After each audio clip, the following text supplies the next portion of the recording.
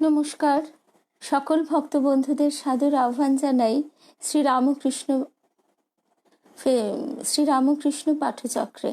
মা Sharada Sevashram Facebook page থেকে আজকে আমাদের শ্রীরামকৃষ্ণ পাঠচক্রের অনেকদিন পর অধিবেশন। আজ সব ভক্ত বন্ধুরা এক এক করে আসতে শুরু করুক, তাহলে আমরা এই যে বেশ অনেকগুলো দিন আমরা তো একসঙ্গে হতে পারিনি, পাঠচক্রে কামারপুকুর জয়রামবাটিতে ছিলাম। তো সেখানে থেকে গতকাল ফিরেছি। গতকাল সকালে ফেরার কথা, তাই ফিরেছি, কিন্তু এমন এক অদ্ভুত অপূর্ব অভিজ্ঞতা হয়েছে, মানে কৃপা মাহাত্ম্য, সে কথা আজকে সকল ভক্ত বন্ধুদের সঙ্গে শেয়ার তো না করলেই নয়। কারণ আমরা সবাই যে একই পথের পথিক, শুধু তাই নয়, আমরা সবাই ঠাকুর মায়ের ওপর সম্পূর্ণ ভার নিবেদন করে নিশ্চিন্ত হয়ে থাকতে চাই। সেই কথাই আজকে আমরা শুরু করব। প্রথমে জয় রামকৃষ্ণ। সকল ভক্ত বন্ধুদের শুভ সন্ধ্যা জানাই, আর ঠাকুর মায়ের শ্রীচরণে সাষ্টাঙ্গ প্রণাম জানিয়ে, শ্রী গুরুকে স্মরণ করে সকল ভক্ত বন্ধুদের প্রীতি শুভেচ্ছা ভালোবাসা জানিয়ে আজকে শুরু হবে আমাদের সেই কালকের অভিজ্ঞতার কথা দিয়ে। আর অন্নপূর্ণা পুজো, সেই জন্য মায়ের যে অন্নপূর্ণা রূপ, সেই রূপের কথাও আমরা শুনব।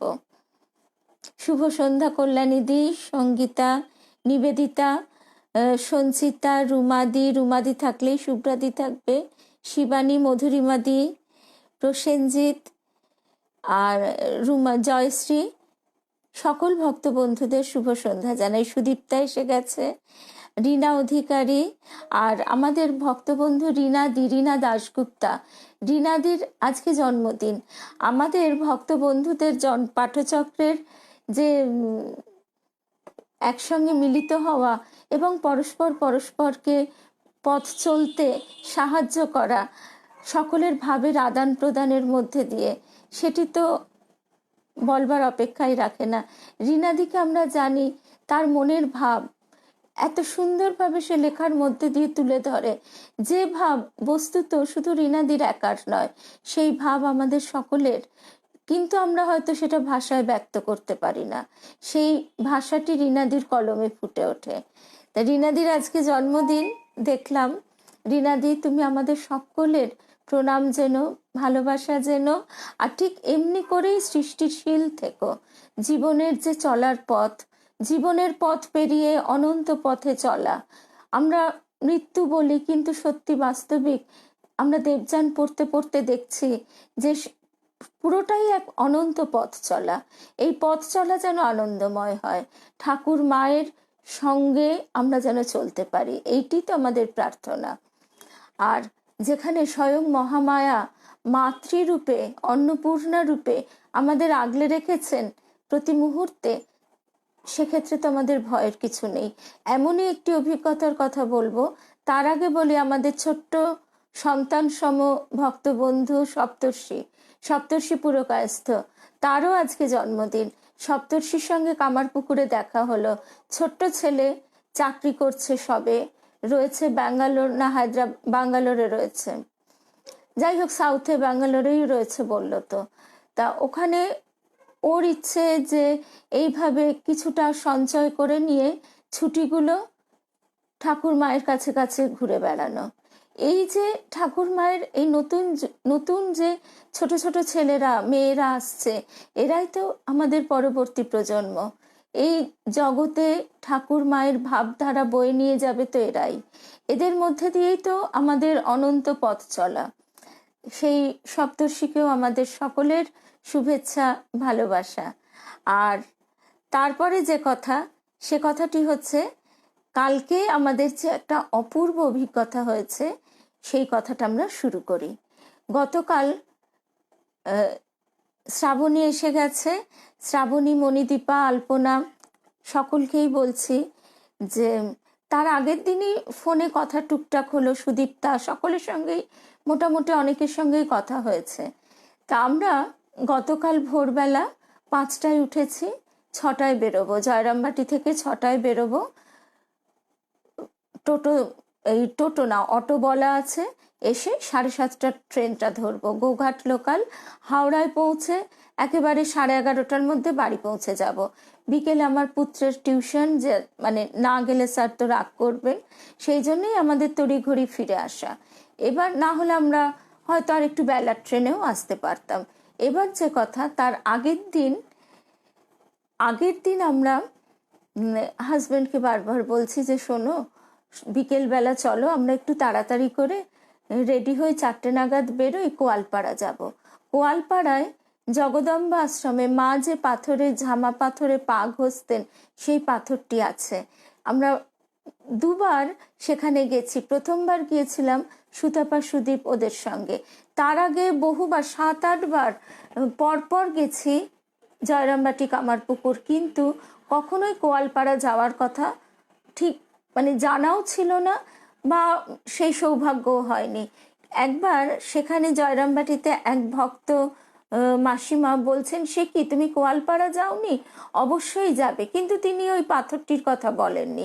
তিনি শুধু বলেছিলেন সেখানে তুমি গিয়ে দেখবে এক আশ্চর্য শান্তির জায়গা, সেখানে মাকে একদম অনুভব করা যায়, মা যেন সেখানে জীবন্ত ঘুরছেন ফিরছেন, সেটা তুমি নিশ্চয়ই বুঝতে পারবে, এই কথা তিনি বলেছিলেন। সেই থেকেই মাথায় ঘুরছে। তারপরেই আমাদের ঠিক ছিল যে আমার ছেলের মানে হায়ার সেকেন্ডারি 12 যে পরীক্ষা, ফাইনালটা দেওয়া হয়ে গেলে আমরা টানা 7 দিনের বেশি হোক কম নয় কামারপুকুর জয়রামবাটিতে থাকবো, এবং তখন তো যাবই। যাই হোক, করোনা নানা কারণে তো সে একটা দীর্ঘ সময় আমরা গৃহবন্দী জীবনযাপন করলাম। তারপরেই আমাদের যে যাওয়া, তখন আমাদের সঙ্গী হলো সুতাপা আর সুদীপ। সেদিন বৃষ্টি নেমেছিল। বিকেলবেলা আমরা যেতে পারবো কি পারবো না এমন মেঘ ডাকছে, অন্ধকার, ঝমঝমিয়ে বৃষ্টি। সেই বৃষ্টির মধ্যে সুতপাও, আমাদের প্রত্যেকেরই ইচ্ছে, আর সুদীপ গাড়ি চালাবে, ওদের গাড়িটা বেশ বড়, গ্রামের সরু রাস্তায় সেই গাড়ি ড্রাইভ করে নিয়ে যাওয়াও কঠিন, কিন্তু তবু মায়ের কাছে আমাদের সকলের এত আকুল ইচ্ছে যাওয়ার যে মা বুঝি ব্যবস্থা করে দিলেন। তো আমরা সেই বৃষ্টির মধ্যে দিয়ে বেশ খানিকটা পথ, মানে গাড়িতে গেলে তো মিনিট 20 লাগেই, তো এই এতটা পথ অতিক্রম করে যখন কোয়ালপাড়া, এবং গুগল ম্যাপও ঠিকঠাক চলছে না, পথে এমন কেউ নেই যে ঠিক বলে দেবে।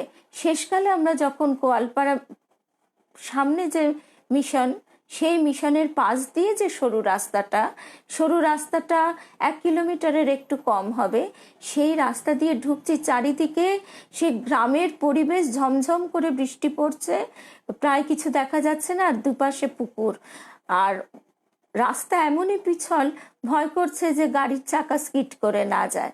কিন্তু তাও সুদীপের পাকা হাত এবং মায়ের অশেষ কৃপায় আমরা সেই পথ অতিক্রম করে পৌঁছলাম। এবার পৌঁছে আমরা আদৌ বুঝতে পারছি না গাড়িটা ব্যাক করিয়ে আনা যাবে কিনা, অথবা গাড়ি রাখা যাবে, বা সেখানে কতটা কাদা, কিভাবে আমরা ঢুকতে পারবো, কিছুই বুঝতে পারছি না। কিন্তু সেখানে মা বোধহয় সেই জয়রামবাটির ছোট্ট মেয়েগুলোকে পাঠিয়ে দিলেন। তারা কল কল করে বলল, হ্যাঁ এসো এসো, আমাদের পাছু পাছু এসো, পাছু পাছু এসো। সে গাড়ি আস্তে আস্তে চালিয়ে তাদের পিছন পিছন গিয়ে আমরা সেই পথ অতিক্রম করে পৌঁছলাম। একদিকে বাঁশঝাড় ঝুঁকে পড়ছে, একদিকে পুকুর, কাদা, জল থই থই করছে চারিদিক, এবং মানে সন্ধে নেমে আসছে মেঘের কারণে। সেখানে পৌঁছে দেখি একজন মহারাজজি রয়েছেন, তিনি মায়াবতী থেকে এসেছেন, কিন্তু তার নামটা তো ওরকম জিজ্ঞেস করতে পারিনি। মহারাজজিকে প্রণাম করলাম, তারপরেও ওনার সঙ্গে হোয়াটসঅ্যাপে একটু কথা টথা চলতো। তা যাই হোক, তারপরে মহারাজজি আমাদের বললেন, গোয়ালপাড়া আশ্রমের মায়ের কাজে আপনারা ভক্ত মানুষ, তাই বলছি যদি কিছু প্রণামী দেন, আমরা তো নিশ্চয়ই মায়ের কাজে, মা যে কৃপা করে গ্রহণ করছেন, এটাই তো সবচেয়ে বড় পাওয়া। তা যাই হোক, এইসব কথাগুলো তো রয়েইছে। সেখানে সুতপা, সুদীপ, আমি, আমার পুত্র এবং হাজব্যান্ড, আমরা সবাই সেখানে বসলাম। অবশ্যই চারিদিকে বৃষ্টি, অন্ধকার ঝেঁপে আসছে, এমনকি ওখানে ভাল্লুক বেরিয়েছিল। আমরা শ্রী শ্রী মায়ের পদপ্রান্তে যখন পড়ি মায়ের কথা, রাধু, তার তো পাগলামি ছিল ভীষণ। সে একটা সময় একদম শব্দ সহ্য করতে পারতো না, সেই কারণে সে ওখানে গিয়ে থাকবে। ওখানেও মায়ের একবার অপূর্ব ভাবাবেশ হয়েছিল। আমরা যেটুকু ঠাকুর মায়ের কথা মন দিয়ে পড়বার চেষ্টা করি, সেখানে দেখতে পাই যে মায়ের এত মানে জগন মাতা, তিনি স্বয়ং এই রক্ত মাংসের খাঁচায় নিজেকে বন্দি করে রেখেছেন, অথচ একটুও ঢেউ ওঠে না, টের বোধহয় কেউ পায় না, কিন্তু কচিত কদাচিৎ মায়ের সেই ভাব স্ফুরিত হতো। সেখানেও অমনি একবার হয়েছিল, কিন্তু মা সামলে নিয়ে বলছেন, না না, ওই তোদের ছুঁচে সুতো পড়াতে গিয়ে। তো এই জায়গাটিতে যে এমনি বর্ণনা করবার মতো আর কিছু নেই, কিন্তু সেখানে মহারাজজি বলছেন যে এখানে যারা নবীন সন্ন্যাসী তারা আসেন, ব্রহ্মচারীরা আসেন, এখানে এসে সাধন ভজন করেন। একটা বেলগাছ দেখলাম আমরা, আর একদম নিস্তব্ধ চারিদিক। সেইখান থেকে তারপর আমরা সামনে গোয়ালপাড়া মিশনে, সেখানে গেলাম কাকলি। এই কাকলির সঙ্গে তো আমাদের দেখাই হলো, আর কাকলিকে কালকে ঘটনাটা বলেছি, কিন্তু আবারও বলছি, এবং আরও বলছি এই কারণে যে এবারে যারাই যাবেন ভক্ত বন্ধুরা অবশ্যই গোয়ালপাড়া জগদম্বা আশ্রম দর্শন করবেন। এখন আমরা অনেকটা আস্তে আস্তে বই টই পড়তে পড়তে জেনে গেছি, এবং সর্বোপরি এর জন্য ফেসবুকের নিঃসন্দেহে অবদান মানে অস্বীকার করবার নয়, অনস্বীকার্য। ফেসবুকের মধ্যে দিয়ে এত যে আদান প্রদান হয় সেটা তো আগে ছিল না। আগে আমরা কে কোন বই পড়লাম, কোথায় পড়লাম জানতেও পারলাম না। এখন আমরা এই আদান প্রদানের মধ্যে দিয়ে প্রতি মুহূর্তে সমৃদ্ধ হচ্ছে। তো যাই হোক, সেই হলো আমার প্রথম গোয়ালপাড়া দর্শন। তারপরের বার মধুরিমাদি গেল। মধুরিমাদি তো এখন আছে আমাদের ভক্তবন্ধু, এখন পাঠচক্রেও আছে।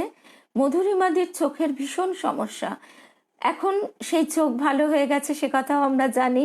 ছেলের কাছ থেকে সব ঠিকঠাক করে সুন্দরভাবে শিকাগোতে মিশনে উপস্থিত থেকে ঈশাত্মানন্দজি মহারাজের কাছে, মানে তার সান্নিধ্য লাভ করে, চেতনানন্দজি মহারাজের সান্নিধ্য লাভ করে ঘুরে এসেছে।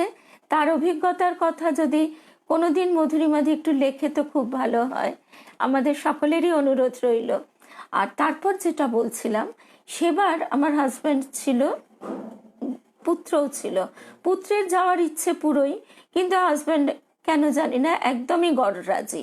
সে বলল, না না, রোজ রোজ এই তো গেলে, এই তো সুতাপাদের সঙ্গে এসে গেলে, আবার ওখানে কি আছে, একটা গ্রামের মধ্যে রোজ রোজ যাবার কি দরকার, এখানে সন্ধ্যারতি দেখো। আমি বললাম, দেখো ছেড়ে দাও, তোমাকে তো আমি জোর করছি না, তুমি থাকো না। তা পুত্রও থেকে গেল, মধুরিমাদি, আমি আর মধুরিমাদির মেয়ে মিঠি, আমরা তিনজনে গেলাম। সেদিনও মায়ের এমন কৃপা, সেখানে গিয়ে মধুরিমাদি যদি জয়রামবাটিতে মায়ের সন্ধ্যারতি দর্শন করবার জন্য বসতো, যেহেতু তার চোখের এতটা অসুবিধে, সে কিন্তু ঠিকভাবে মায়ের মুখখানি দেখতে পেত না। আর এখন তো আমরা জানি কাঁচের একটা আড়াল আছে বলে রিফ্লেকশন হয়, আরোই দেখতে পেত না মধুরিমাদি। তো আমরা সেদিন মায়ের কাছে পৌঁছে, আর মধুরিমাদি সেদিন দুখানি গান শুনিয়েছিল। একটা গান হে কনকোজ্জ্বল সবিতা বরণী, এই গানটা, আর একটা গান জননী তোমার করুণ চরণখানি। এই দুটি গান গাইতে গাইতে সেই মুহূর্তে মনে হয়েছিল আমরা আছি, আমি মিঠি মানে মধুরিমাদির মেয়ে মধুরিমাদি, আর স্বয়ং মা সেখানে ঘরে বসে আছেন, আমরা মাকে ঘিরে বসে আছি, মা উপস্থিত, সশরীরে মা সেখানে উপস্থিত। সে কথাটা আমাদের প্রত্যেকের মনে হয়েছিল। এই করতে করতে অনেক দেরি হয়ে গেল। তারপর মহারাজজির সঙ্গে কথা বলতে বলতে সেখান থেকে আমরা যখন অটো করে গিয়েছিলাম, অটো করে বেরিয়ে এসে সামনে যে গোয়ালপাড়ার যে মূল আশ্রমটি, সেখানে গেলাম। সেখানে বুঝতে পারছি না আমরা তখন কি করব, ফিরে আসবো, ফিরে এলে তো সন্ধ্যারতি শুনতে পাবো না। তখন যেন মাই সেখানকার মহারাজজির মুখ দিয়ে মা স্বয়ং বললেন, আপনারা কি করবেন, আপনারা ফিরে গেলে তো আরাত্রিক ভজন শুনতে পারবেন না, আপনারা এখানেই বসুন। সেই বলাটি মহারাজ জি বললেও আমার পরিষ্কার মনে হয়েছিল যে মা স্বয়ং আমাদের হাত ধরে বসিয়ে দিলেন, এবং সেখানে একদম মায়ের সামনে বসে সেই সন্ধ্যা নেমে আসছে, আমরা সবাই মায়ের সেই সন্ধ্যারতি শুনলাম, খণ্ডন ভববন্ধন। এই যে ভববন্ধনে আমরা আর যেন বারবার যুক্ত না হই। এই জীবন মুক্তি যে অবস্থাটা, সে অবস্থাটা আমরা জানি না জীবন মুক্ত অবস্থাটা কেমন, কিন্তু জীবন মুক্ত অবস্থার একটা আভাস বুঝি বা পাওয়া যায় যেখানে আমরা গদাইয়ের খেলার সাথী। আমরা সবাই যেন সেই অবস্থাটা লাভ করতে পারি। যে ভক্ত, তার আকাঙ্ক্ষা তো একেবারে সেই লীন হওয়া নয়, ভক্তের একটাই আকাঙ্ক্ষা তার প্রিয়তম, তার ইষ্টের ভগবানের সান্নিধ্যে বাস করা। সেই সান্নিধ্য নানা রসে নানাভাবে একেবারে মধুময় হয়ে ওঠে। তো সেই ভাবটি আমরা সবাই পেতে চাই। তো সেখান থেকে তারপর আমরা ফিরে এলাম মায়ের কাছে মাতৃমন্দিরে।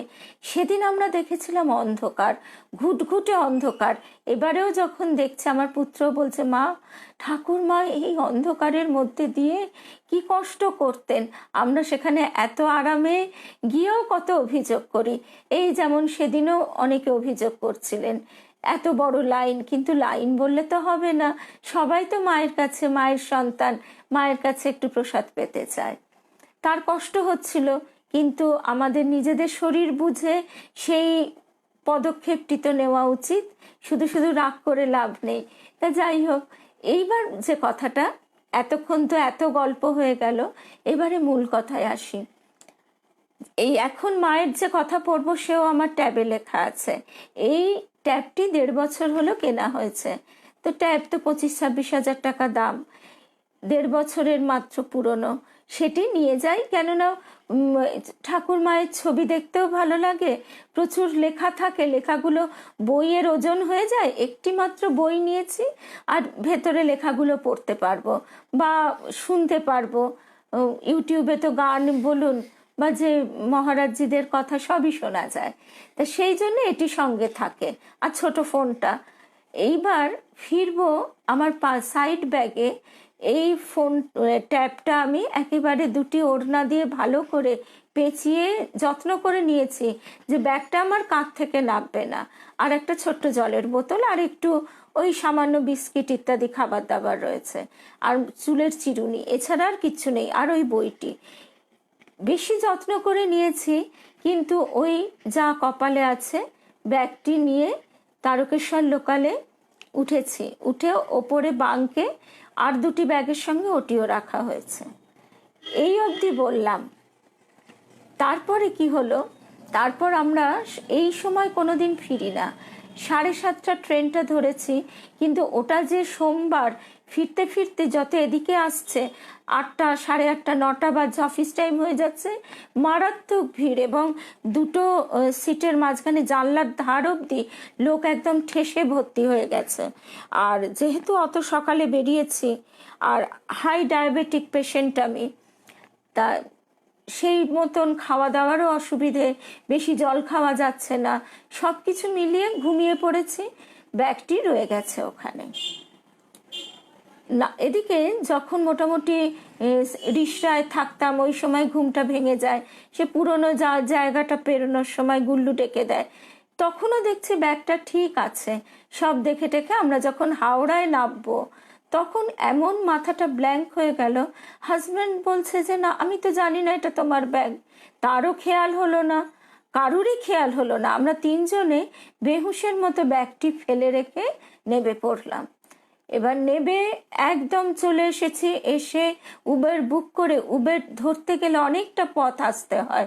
সেখানে এসে এবার উবের ড্রাইভার বলছে, না, যা আপনাকে দেখাচ্ছে তার থেকে 100 টাকা বেশি দিতে হবে। এই আমার হাজব্যান্ড বলছে, না, কেন 100 টাকা বেশি দেব? এই বলছে, না, থাক, আমি ক্যান্সেল করে দিচ্ছি। এই কথা বলে আবার ফিরে এসেছি প্রিপেডের কাছে। প্রিপেডের জন্য লাইন দিয়ে ক্যাশ মেমো নিয়ে যখন ব্যাগ রাখতে যাচ্ছি ডিকিতে, দেখি আমার নীল ব্যাগটা নেই। তখন তো মানে মাথায় হাত, এবং মাথাটা সত্যিই শূন্য, এবং আমি ভেবেই নিলাম যে ট্যাবটা আমি আর পাবো না। হাজব্যান্ড বলছে ওর ভেতর আর কি কি আছে? বললাম আর কিছু নেই, আমাদের এমন দামি জামা কাপড় আমরা পরি না যে সেগুলো গেলে আমাদের বিরাট কিছু হবে। এক ওষুধ, এবার ওষুধের ডায়াবেটিসের যে ইনসুলিন নিতে হয় তার পেনটা, কিন্তু গতকাল আমি রাত্রে ব্যাগ গোছাবার সময় পেনটাও আমি আমার জামা কাপড়ের ব্যাগে নিয়েছি, সেটাও ওখানে চলে গেছে, ওষুধে চলে গেছে, মানে জামা কাপড়ের ব্যাগে। এই যে ব্যাগটা ফেলে এসেছি ট্যাবটাই সযত্নে গোছানো, ওর ভেতর আর কিচ্ছু নেই, কিন্তু মূল জিনিসটাই রয়ে গেছে। এখন কিছু করার নেই। সেই মুহূর্তে আমরা মানে হাজব্যান্ড যথারীতি রাগ তো করবেই, একটু রাগ করছে। আমি বললাম দেখো এখন তো আর কিছু করে লাভ নেই, এখন আমরা যাই স্টেশন মাস্টারের কাছে, একবার বলি পাবো নাই ধরে নিয়ে, কিন্তু সেই মুহূর্ত থেকে বারবার মনের ভেতর একটার পর একটা ঢেউ এসে ধাক্কা দিচ্ছে যে ঠাকুর মায়ের কাছ থেকে ফিরবো কেন, এরকম কি হবে? কখনোই হতে পারে না, ঠাকুর মা রক্ষা করবেন। গুল্লুও বলছে মা তুমি চিন্তা করো না।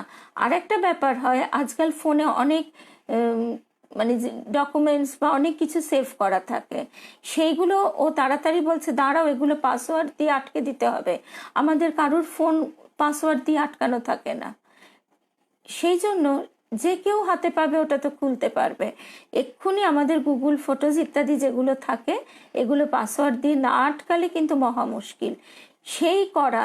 আর তখন আমাদের তিনজনেরই মানে কি বলবো চিন্তা শক্তি বোধহয় লোপ পেয়েছে।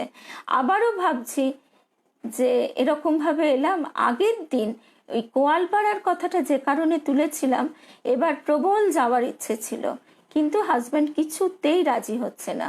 সে খালি বলছে তোমার যে কি এক কথা, যতবার আসবে ততবার যাবে, ওখানে কি আছে, এই তর্কাতর্কি। আমিও আর জেদাজেদিতে রাজি হইনি, থাক বাবা যেটা শান্তি মতো হয় তাই ভালো। এদিকে আবার ঠাকুরের কাছেও যাওয়ার ইচ্ছে, কারণ আমরা প্রত্যেকবার যখন ফিরে আসি ঠাকুরকে একবার দর্শন করে যাই। এইবার অত সকালবেলা ট্রেন ধরতে গেলে তো পারবো না ঠাকুরকে দর্শন করতে, সেদিকেও মন টানছে। শেষমেশ আমরা যেখানে থাকি মহাবীর লজ, তার ঠিক উল্টো দিকেই যাত্রা সিদ্ধি মন্দির। যাত্রা সিদ্ধি মন্দিরের কথা আমরা জানি, মা যখন যেখানে যেতেন সেখানে পুজো দিয়ে যেতেন। প্রতিবারই আমরা যাব না বলে নয়, ওই যাওয়া হয় না বলে, তাই হাজব্যান্ড রাগ করছিল আর কি আগের দিন, এটা যাওয়া যাবে না, কোথায় কত দূর সেখানে চলে যাবে, তোমার কোনো নেই চিন্তা ভাবনা নেই, কখন কোন সময় কি করতে হয়, এই বলে আমি ঠিক আছে বাবা যেটা শান্তি মতো হয় তাই করো। যাত্রা সিদ্ধির কৃপা মাহাত্মই বোধ হয় তিনি আমাদের আগের দিন বিকেলবেলা পূজা গ্রহণ করলেন। তিনি পূজা গ্রহণ করলেন, তিনি ওখানে কুর্ম অবতার, নারায়ণের যে কুর্ম অবতার রূপ, সেই রূপে তিনি সেখানে বিরাজিত, এবং তার পাশে কামাখ্যা মায়ের বোন কামিনী দেবী সেখানে তখন পুরোহিত ছিলেন। আমরা পুজো দিলাম, প্রসাদ পেলাম, প্রণাম করলাম। তখন ভাবছি যাত্রা সিদ্ধি মন্দিরে এইভাবে তুমি আমাদের পুজো গ্রহণ করলে তুমি, মা এখানে পুজো দিয়ে যেতেন, তাহলে কেন এরকম হবে? তোমার কৃপা নিশ্চয়ই আমাদের উদ্ধার করবে। কিন্তু এগুলো সবই আবার ভাবছি, আবার মনে হচ্ছে অলিক। আবারও ভাবছি যে জিনিসটা না হয় গেলই, জিনিসটা ভেতরে যা লেখা আছে, ছবি আছে, সেগুলো তো সব যাবে, ওইগুলির জন্যই প্রাণটা হু হু করে উঠছে। এত কথা ভাবতে ভাবতে আমরা স্টেশন মাস্টারের কাছে পৌঁছেছি। তিনি শুনে হেসে একটু বললেন, খানিকটা সিম্প্যাথি, খানিকটা হাসি, সব মিলিয়ে বললেন যে দেখুন কি বলবো, আমরা আমাদের আটমোস্ট আমরা চেষ্টা করব, কিন্তু আপনাদের ভাগ্যে না থাকলে তো কিছু করার নেই। জানেনই তো আমরা কোন দেশে বাস করি। এখন সেটা তো আমরা সবাই বুঝতে পারছি যে জিনিসটা পাওয়ার চান্স কতখানি কম। এদিকে আমাদের ট্যাক্সি ড্রাইভারটি এত ভালো, তিনি অন্তত সেই সময় মেন্টাল সাপোর্ট দিয়েছেন। তিনি বলছেন যে ঠিক আছে, আপনারা পান না পান চেষ্টা তো করুন, যান, আপনাদের ভাড়া পে করা হয়ে গেছে, আমি আপনাদের জন্য ওয়েট করছি, আমি 0.5 ঘন্টা 45 মিনিট ওয়েট করব, আপনারা ঘুরে আসুন। তখন আমরা স্টেশন মাস্টারের কাছে এই সমস্ত কিছু বলার পর তিনি এবার বলছেন আপনারা কোন ট্রেনে এসেছেন, ট্রেনের নাম্বার বলুন। এখন লোকাল ট্রেনের নাম্বার তো কেউ দেখে রাখে না। তখন পুত্র এই রেলওয়ের যে ওয়েবসাইট খুলে বের করে 7:30টার গোঘাট লোকাল কত নাম্বার ছিল সে সব দেখে বলার পর দেখা গেল ট্রেনটা তখন শেওড়াফুলি ছেড়ে বেরিয়ে গেছে। এই অবস্থায় তিনি আমাদের জিআরপি মানে রেল পুলিশের কাছে পাঠিয়ে দিলেন। পুলিশ অফিসার যিনি, তিনি এত এত ভালো, কি বলবো, এত ভালো তার সহযোগিতা, ব্যবহার, সবকিছু। তিনিও বললেন যে দেখুন এটা আপনাদের ভাগ্যের ওপর, আপনারা যদি পাবার হয় পাবেন, আমরা আমাদের তরফ থেকে যতটা চেষ্টা করা যায়। আমি মানে একদিকে ঠাকুরকে বলে যাচ্ছি যে ঠাকুর তুমি যদি চাও না পাই না পাবো, কিন্তু কারোর কাছে যেন শুনতে না হয়, কেউ যেন না বলতে পারে যে এরকম তোমার কাছ থেকে ফেরার সময় দেখলে তো জিনিসটি হারিয়ে এলে, একটা ক্ষতি হয়ে গেল, এই তুমি সবসময় কামারপুকুর জয়রামবাটি ছাড়া কোথাও যেতে চাও না, আর সব সময় তোমার ওই ঠাকুর ঠাকুর, এই তো এত বড় একটা হলো, এরম কথা যেন কেউ বলতে না পারে। এইভাবে মনের মধ্যে একটার পর একটা ঢেউ উঠছে। করতে করতে উনি এবার দেখে বললেন যে আমরা চেষ্টা করছি, কিন্তু ট্রেনটা এখন আমরা দেখতে পাচ্ছি, এই দেখুন শেওড়াফুলি ছেড়ে বেরিয়ে গেছে, এখানে আমাদের জিআরপি থানা আছে, আমরা কিচ্ছু করতে পারলাম না, শেওড়াফুলিতে ট্রেনটা বেরিয়ে গেছে। এরপর নেক্সট কামারকুণ্ডু, কিন্তু কামারকুণ্ডুতে 1 মিনিট ট্রেন থামবে, ওই 1 মিনিটের মধ্যে আমরা চেষ্টা করব। আপনারা তো বলতে পারছেন না কোন বগিতে উঠেছেন, কোনো রকমে বলছে আমাদের এই কেয়াও এখন আছে, এই কেয়া বলছে সরি কাকলি যাওয়ার সময় দেখা করে গেছে যে মধুরা আমরা 3 জন মহিলা আছি বলে আমরা লেডিসে উঠছি সামনে।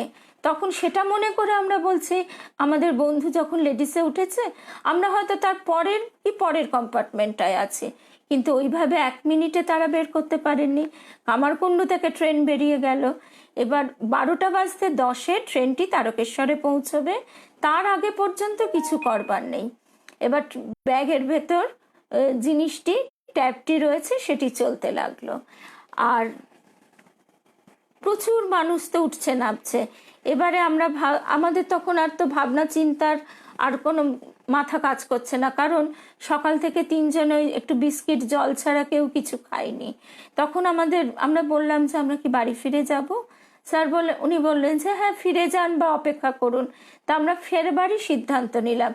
এবার ট্যাক্সিতে যখন ট্যাক্সি ড্রাইভার এদিকে ফোন করছে ময়দানের কাছে, তখন আমরা বারবার ফোন করছি, হঠাৎ উনি ফোন করে বললেন এই যে আপনাদের ব্যাগের ডেসক্রিপশন তো আগেই বলেছিলাম, আগেই ডেসক্রিপশন দিয়ে এসেছিলাম। আবারও উনি জিজ্ঞেস করলেন, এবার উনি জিজ্ঞেস করলেন কি কি বই আছে, কি বই আছে, কি আছে বলুন। সব বলার পর বলেন হ্যাঁ এই যে সব পাওয়া গেছে। তখন মানে আমি শুধু বললাম ঠাকুর, মানে তখন বোধহয় কেঁদে তো ফেলেইছি, আর বললাম ঠাকুর এত কৃপা, তুমি ব্যাগটা ঠিক রক্ষা করে নিয়ে গেলে, তারকেশ্বরে জিআরপির ওখানে জমা পড়ে গেছে সব সমেত, এবং উনি হোয়াটসঅ্যাপ করে আমাদের ছবি তুলে পাঠালেন। এমনও তো হতে পারতো যে ট্যাবটা কেউ নিয়ে বলতো যে ব্যাগটা আছে ট্যাবটা নেই, সেটাও হতে পারতো, কিন্তু সমস্ত কিছু সমেত ব্যাগের চেন খুলে তারা সব বের করে জিনিসপত্র, বই, আর তো কিছু ছিল না, মেন ওই বই আর ট্যাবটা, তার ছবি তুলে পাঠালেন। এইবার উনি বললেন আমাদের কাস্টাডিতে আছে, আপনারা যত তাড়াতাড়ি পারেন নিয়ে যান। তখন আমরা ভোর 5টা থেকে উঠে সেই জয়রামবাটি থেকে আসছি, মোটামুটি প্রায় কারোর মুখে সেরম কিছু নেই। তখন আমরা কি করব? আমরা সেই বাড়ি এলাম, এসে একটুখানি চা খেয়ে প্রেশার কুকারে চাল ডাল একটু আলু দিয়ে ঘি দিয়ে বসিয়ে সেটি কোনো রকমে প্লেটে করে খেয়ে বললাম চলো, ছেলের পড়া ও ভয় পাচ্ছে, স্যার কি বলবেন, এদিকে মা বাবাকেও একা ছাড়তে পারবে না, সে বলছে থাক স্যারকে আমি বলবো, না হয় বকুনিও খাবো, স্যার বলবেন তুমি যাবে কেন, তোমার পড়াশোনা ওটাই তোমার কাজ, তুমি যাবে কেন, ওনার এটাই বক্তব্য। তা সব আমরা বুঝিয়ে বলবো, চলো আমরা যাই। এবার আমাকে রেখে যেতে চাইছে, বলছে না তুমি এরকম এত জার্নি করে ডায়াবেটিক, তোমাকে আর যেতে হবে না। কিন্তু তখন মনে হচ্ছে কতক্ষণে আমি একবার তারকেশ্বরের মাটিটি স্পর্শ করব। বাবা তারকনাথের অশেষ কৃপা, আমরা জানি শিবের মতো। গুরুদেব সবসময় বলতেন শিব বড় দয়ালু, তার কাছে লোকে যে যা চায় সে তাই পেয়ে যায়। এবার চাইবো কি, না চাইতেই তো তিনি এত দিয়েছেন যে তখন একবার সেই অন্তত মাটি স্পর্শ করে আসার জন্য প্রাণ ছটফট করছে। তো এবারে ওরা বলছে না তোমাকে গেলে ট্যাক্সি করে নিয়ে যেতে হবে, আমরা এখন মেট্রো করে যাব এসপ্ল্যানেড অবধি। বললাম ঠিক আছে আমি তাই যাব। এবার মেট্রোয় যখন উঠছে আমাদের পাঠচক্রের বন্ধু সোমার সঙ্গেও দেখা হলো, ওর সঙ্গে গল্প করতে করতে সুন্দর চলে গেলাম, মেট্রোতে খুবই কমফোর্টেবল। তা যাই হোক, তারপর আবার সেই পুলিশ অফিসারের কাছ থেকে লিখিয়ে নিয়ে সেই তারকেশ্বর রওনা দিয়ে দিলাম। কিন্তু মজার ব্যাপার হচ্ছে আমরা নিজেরা অনেক দিন আগে, আমার ছেলের তখন 3 বছর বয়স, বাবা তারকনাথকে দর্শন করে কামারপুকুর জয়রামবাটি গিয়েছিলাম। তারপর থেকে প্রতিবারই ভাবি একবার দর্শন করব, কিন্তু কখনো হয় না। শেষ আমার হাজব্যান্ড বলে যে তোমরা না পারো আমি একা যাই। এটা বোধহয় আমাদের মাঝে মাঝেই আলোচনাটা চলে, কিন্তু আমরা প্রত্যেকে ভয় পাই যে এত দূর কি করে যাব আর আসবো। তার শেষে বলে হাজব্যান্ড যে ঠিক আছে ওখানে আমরা হোটেলে থেকে যাব, থেকে পরের দিন কামারপুকুর চলে যাব। তা এবার যা অবস্থা, আমরা বলছি যে বাবারে আমরা তো বোধহয় 70% পথ পৌঁছে যাচ্ছি, কারণ তারকেশ্বর থেকে গোঘাট যেতে 40 মিনিট লাগে, আর গোঘাট থেকে কামারপুকুর পৌঁছতে ঠাকুরের কাছে আর 20 মিনিট আধ ঘন্টা লাগে। তো আবার তাহলে চলো, ব্যাগ তো রেডি, আমরা আবার কামারপুকুর চলে যাই, ওখানেই আবার রাত্রিটা থেকে পরের দিন ফিরবো। এটা মজা করে বলছি, তা আমরা করিনি। এবার চলে গেলাম তারকেশ্বর। সেখানে তাদের তো মানে অত্যন্ত ভালো ব্যবহার, কিন্তু ডকুমেন্টস যা যা নিয়ে যাবার কথা বলে দিয়েছিলেন সব, এমনকি ক্যাশ মেমোটাও ছিল, বেশি দিনের নয়। ক্যাশ মেমো, আধার কার্ড, ওখানে বসে চিঠি লিখে জমা দিয়ে ছবি তুলে সমস্ত কিছু দেখে ওনারা দিয়ে দিলেন। তারপর আমরা তখন মানে বললাম আপনারা একটু গ্রহণ করলে আমরা খুশি হব, জাস্ট টোকেন অফ গ্র্যাটিটিউড। একটু মিষ্টি দিয়ে, এবার মিষ্টির দোকান কোথায় তাও জানি না, বললাম একটু বাবাকে দর্শন করতে যাব, ওনারাই বলে দিলেন এই এখান থেকে আপনাদের 5 মিনিটের হাঁটা পথ। গিয়ে বাবাকে দর্শন দূর থেকে, কেননা সারাদিন পথে পথে ঘুরছি, হাজব্যান্ড বললো যে না এরম করে বাবার কাছে যাওয়া যাবে না, আমরা বাবাকে বলো যে আমরা যেন আবার একেবারে স্নান করে শুদ্ধ বসনে আসতে পারি। তার কাছে বারবার বলে যে আমরা দূর থেকে বাইরে থেকেই বাবাকে প্রণাম করে, আর বাবা তো আমাদের স্বয়ং শিব, আমাদের স্বয়ং শ্রীরামকৃষ্ণ, প্রণাম করে এইবার আবার ফিরে এলাম। বাড়ি এলাম কালকে রাত 10টা 20, তখন তরকা রুটি কিনে, মানে সারাদিন পথে পথে, কিন্তু জিনিসটি ফিরে পেলাম। যাত্রা সিদ্ধির মন্দিরে আগের দিন বিকেলে তিনি আমাদের টেনে নিয়েছিলেন বা মা আমাদের ঠেলে দিয়েছিলেন। ঠিক এমনি করে আরেকটা কথাও বলতে হয়, মা আমাদের সেবার সর্বানিধিকে নিয়ে, সেটা হচ্ছে 19 সাল, মা আমাদের ঠেলে দিয়েছিলেন স্বামীজির বাড়িতে। আমরা সর্বানিধির জন্মদিন হচ্ছে শিবরাত্রি, মানে জন্মতিথিটা। তো এখন সর্বানিধিকে কি গিফট দেবো? বললাম দেখো বয়স হয়ে গেলে আর কি বা দেওয়া যায়, আর কি বা খাওয়া যায়, চলো আমরা সবাই মিলে মায়ের কাছে যাই, মায়ের প্রসাদ পেয়ে আসি। এই কথা বলে আমরা সবাই সর্বানিধিকে নিয়ে, আমরা 3 জন সর্বানিধিকে নিয়ে বাগবাজারে যাব। তা যাওয়ার পথে আমি বললাম যে চলো শ্রীমর বাড়িটা একবার দেখে যাই, কারণ শ্রীমর বাড়িতে বলা হয় যে সেখানে যারা সন্ন্যাসী হন বা ব্রহ্মচারী তাদেরও সেখানে ধ্যান করতে পাঠানো হয় মঠ থেকেই। সেখানে সাত্ত্বিক ভাবের জমাট ঘনীভূত রূপ, ঠাকুর স্বয়ং সেখানে কথা বলেছেন।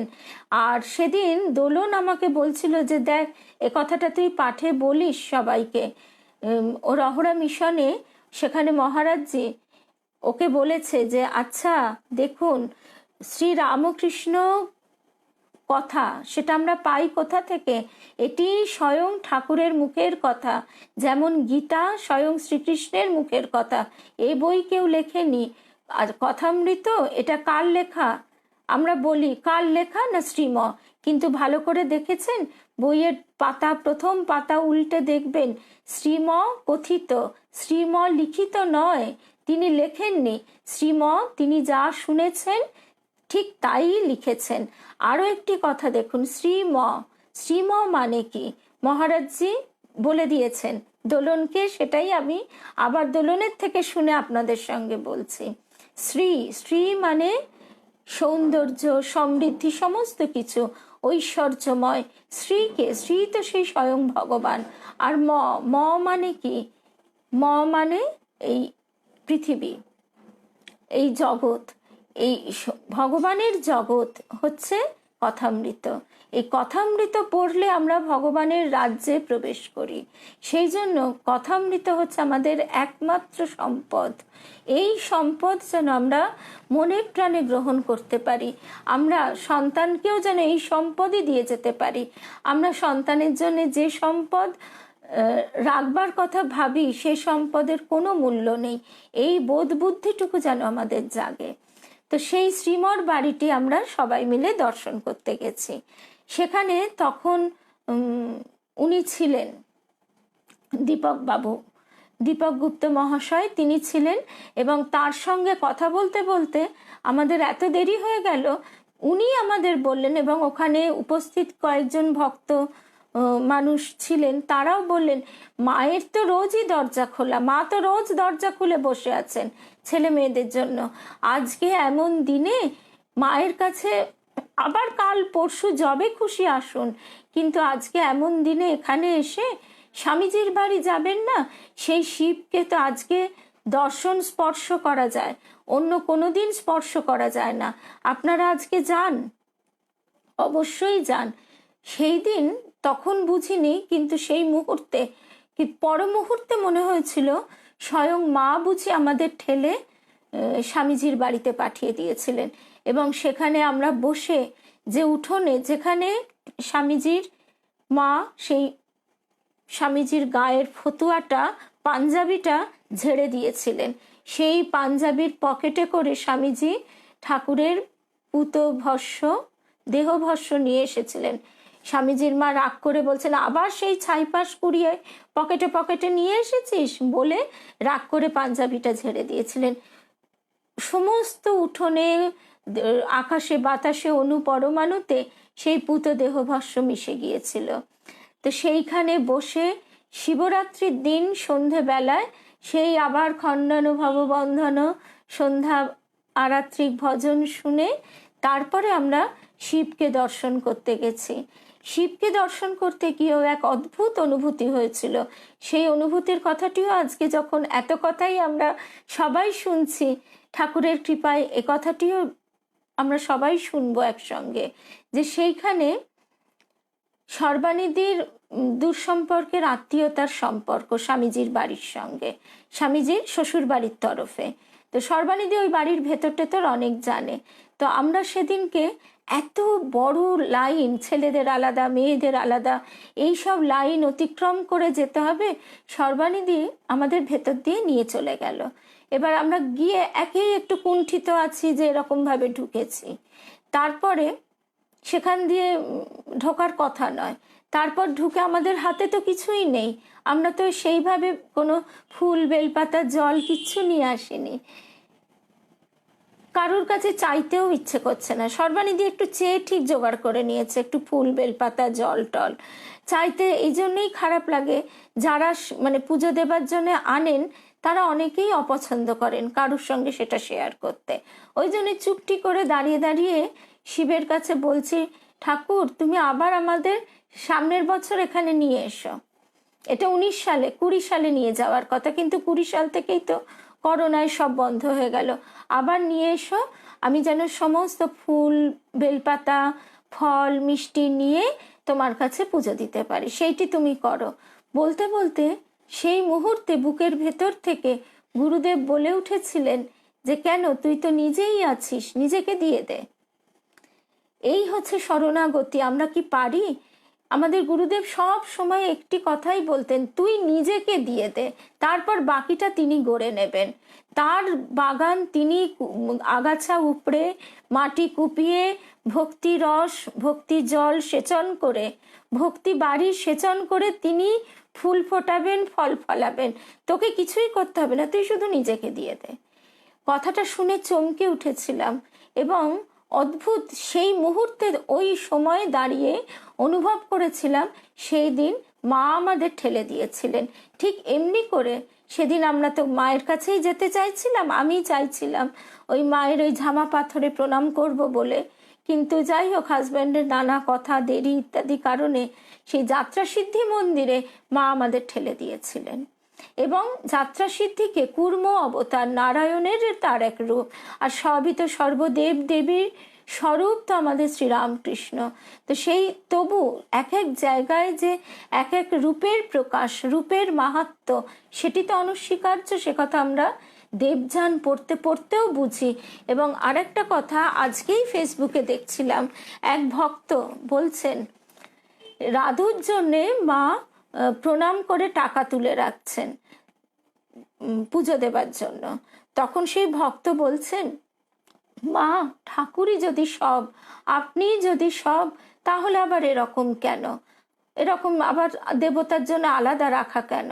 তখন মা বুঝিয়ে দিচ্ছেন যে যার যেটা প্রাপ্য তাকে সেটা দিতে হয়। আর ছেলেপুলের নামে দেবতার থানে পুজো দিলে অনেক বাধা বিপত্তি কেটে যায়। এই কথাটা আজকে আমাদের প্রত্যেকের জানা উচিত। মার নিজ মুখের কথা, এই ফেসবুকেই পড়েছি, এটি গম্ভীরানন্দজি মহারাজের শ্রী শ্রী মায়ের কথা বই থেকে উদ্ধৃত, তিনি উল্লেখ করে দিয়েছেন। তো সেই বলছি যে এইভাবে আমরা কত কিছু জানতে পারি। আজকে ঠাকুর যে তোমাদের চৈতন্য হোক এই কথাটি বললেন, শুধু চৈতন্য যে আমাদের প্রাণীর ভেতর আছে আমরা মনে করি তা তো নয়।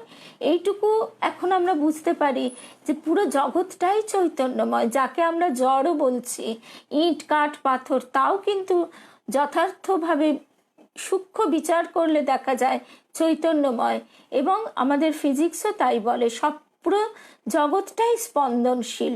কোথাও স্পন্দন সূক্ষ্ম, কোথাও স্পন্দন স্থূল। স্পন্দনের তারতম্য অনুযায়ী কখনো সে তার প্রকাশ স্থূল, কখনো সূক্ষ্ম, সূক্ষ্মতর, এইভাবেই তো তার প্রকাশ।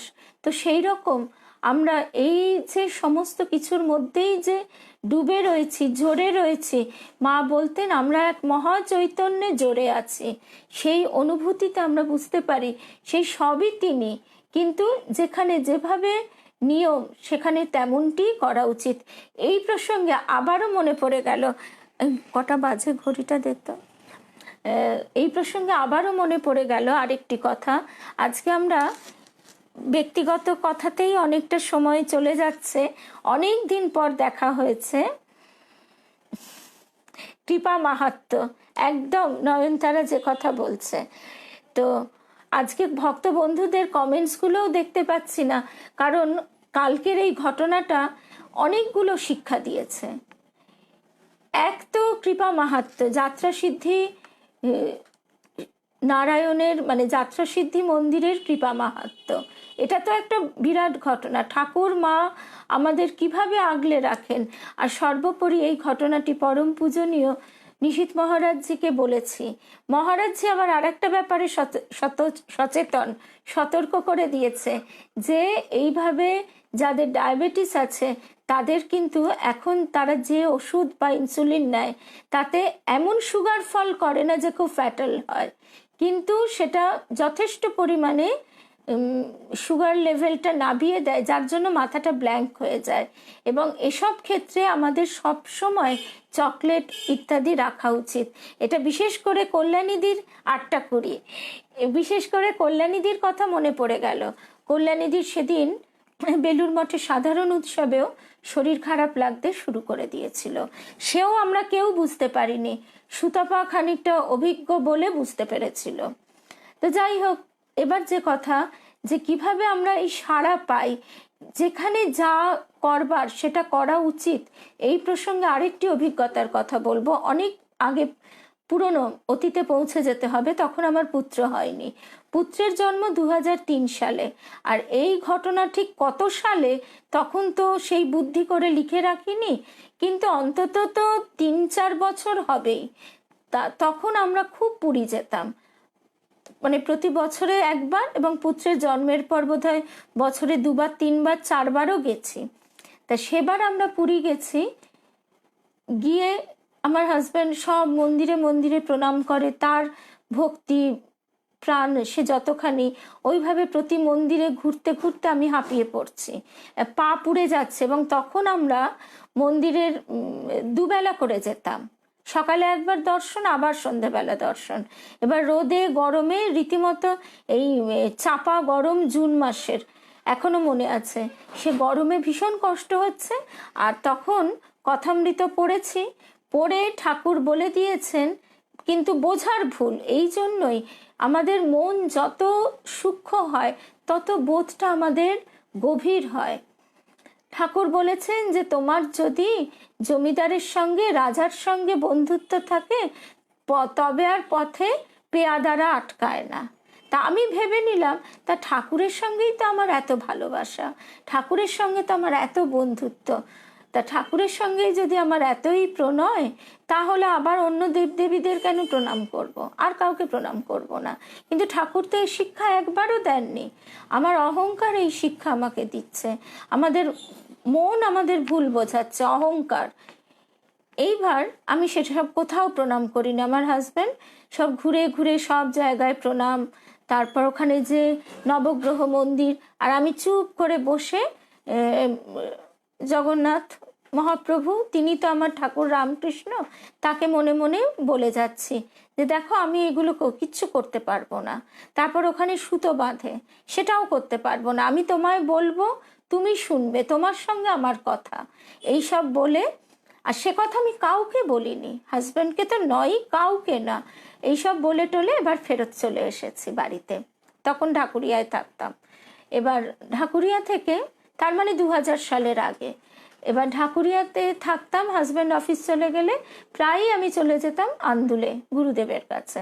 এবার জগন্নাথের প্রসাদ নিয়ে গুরুদেবের কাছে গেছি, সেটা একটা ছুটির দিনও নয়, এমনি একটা উইকডে, ন্যাচারালি কেউ নেই, ফাঁকা, গুরুদেব আছেন। গুরুদেবের কাছে বসে বসে গুরুদেব হঠাৎ মুখ চোখ তার একদম অন্যরকম হয়ে গেল। উনি বলছেন, কিরে কালো ঠাকুরকে কি বলে এসেছিস, আর সেখানে সুতো বাঁধিসনি? তখন সত্যি কথা বলতে, আমরা ঠাকুরের কাছে অনেক সময় অনেক কিছু বলি, সে পরীক্ষায় ভালো নম্বর পাইয়ে দাও, কি অঙ্ক কোশ্চেন পেপারটা সোজা করো থেকে শুরু হয় হয়তো, কিন্তু বলার সময় বলি, কিন্তু সেটা যে তিনি শুনছেন সেই বোধটা আমাদের কতটা থাকে আমরা জানি না, বা হয়তো আদৌ থাকে না, আমরা বলতে হয় বলে যাই। তিনি শুনছেন, তিনি আমার কথা বা তার আমি উত্তর পাবো, সেই বোধ বিবেচনা কিছুই থাকে না, আবার ভুলেও যাই বেমালুম। ঠিক আমিও ঠাকুরের সঙ্গে যে আমি এরম কথা বলে এসেছি সেটাই বেমালুম ভুলে গেছি। সেই মুহূর্তে যখন গুরুদেব আমাকে প্রত্যেকটি কথা বলছেন, যা যা আমি ঠাকুরের কাছে বলেছি প্রত্যেকটা শুনছি আর ভয় কেঁপে উঠছি যে তাহলে কি হবে। তখন গুরুদেব আমায় বলছেন, কি আর হবে, তোর হয়ে আমি বেঁধে দিলাম। তা এই হচ্ছে গুরু কৃপা, যে সকলে রুষ্ট হলেও উপায় আছে, গুরু সেখানে গিয়ে এইভাবে রক্ষা করেন। কিন্তু গুরু রুষ্ট হলে কোনো গতি নেই, গুরু যেন কোনো মতেই গুরুর রুষ্ট না হন। মানে ওইখানে যে অন্যায়টি করেছিলাম, যে যে আমি করব না, ওটা নয়, এই ভুলটা কিন্তু গুরুদেব আমাকে বলেও দিলেন না।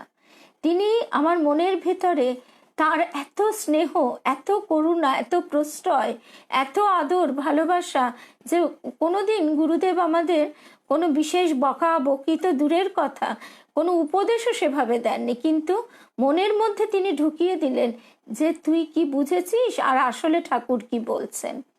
সেই দিন বুঝতে পারলাম যে তিনি তো একথা বলেননি, তাদের সকলকে সম্মান, শ্রদ্ধা, ভালোবাসা সব কিছু, কিন্তু ইষ্টের সঙ্গে বিশেষ সম্পর্ক, যেটা ঠাকুর আমাদের বলছেন যে সংসারে সবাইকে ভালোবাসো, সবার সঙ্গে তোমার সম্মান শ্রদ্ধার সম্পর্ক, ভালোবাসার সম্পর্ক, কিন্তু স্বামীর সঙ্গে যেমন বিশেষ সম্পর্ক তেমনি ইষ্টের সঙ্গে তোমার বিশেষ সম্পর্ক।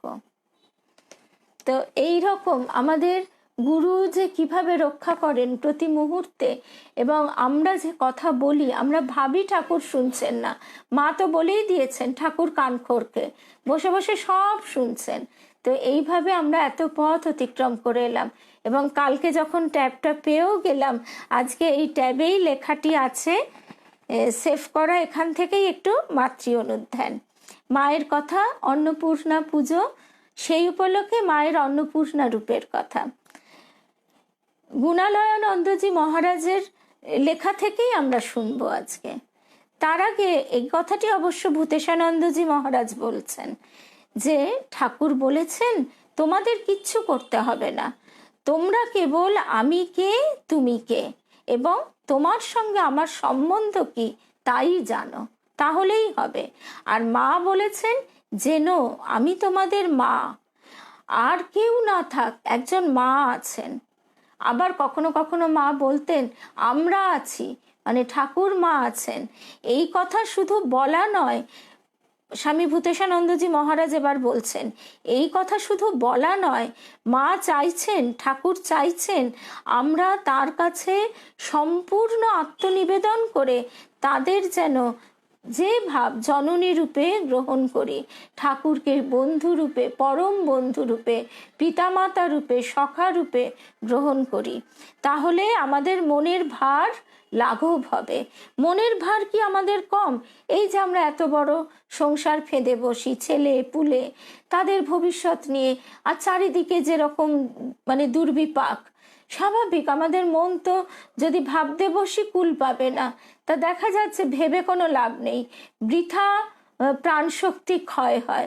তার থেকে একদম ছোট বাচ্চার মতো সব ভার যদি আমরা সঁপে দিতে পারি, পরমানন্দ, নির্ভার যে আনন্দ তার কোনো তুলনা নেই। তাহলে আমাদের মনের ভার লাঘব হবে, ভয় দূর হবে। মা তো বলছেনই আমি আছি, আমি তোমাদের উদ্ধার কর্ত্রী। অভয় হতে গেলে এই অভয়ার শরণাপন্ন হওয়া ছাড়া গতি নেই। তার আশীর্বাণী সর্বদাই বর্ষিত হচ্ছে, স্নেহ সর্বত্র প্রসারিত। আর আরেকটা কথা, সত্যি গো, কালকের অভিজ্ঞতা মানে ঠাকুর মায়ের কৃপা, যাত্রা সিদ্ধির কৃপা মাহাত্ম, স্বয়ং মানে পুলিশ তারাও স্বীকার করেছেন, পুলিশ অফিসাররা তারাও বারবার বলছেন যে ওনারা তো আমাদের ট্যাবটা খুলে ভালো করে দেখেছেন, ওটা তাদের ডিউটির মধ্যেই পড়ে যে, আর যেহেতু পাসওয়ার্ড ছিল না সবই দেখেছেন, বলছেন আপনারা মানে মিশনের সঙ্গে যুক্ত না, হ্যাঁ সেই তাদের কৃপাতেই সব ফেরত পেয়েছেন, না হলে এটা পাওয়ার কথা নয়।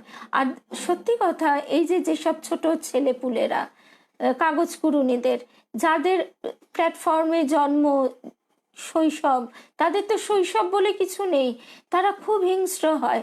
তারা যদি এটা পেত, তারা হয়তো এটা বেচে যা পায় সেই দিয়ে বিড়ি সিগারেট খেয়ে ফেলতো, কত বাজে নেশা করতো, কত কি হতে পারত।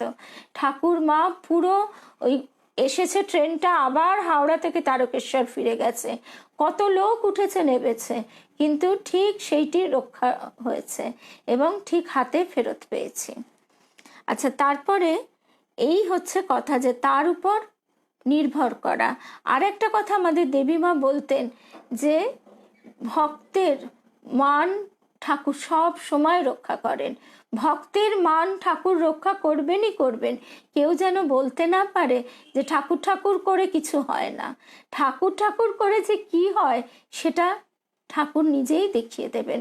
আমরা আসলে তার উপর নির্ভরটা ঠিক করতে পারি না বলেই আমাদের সেই সংশয়, সেই অবিশ্বাস সেইটা আছে বলেই আমরা আর ভাবি এই বুঝে আমাদের হলো না, এই বুঝে আমাদের একটা বিপদ হলো।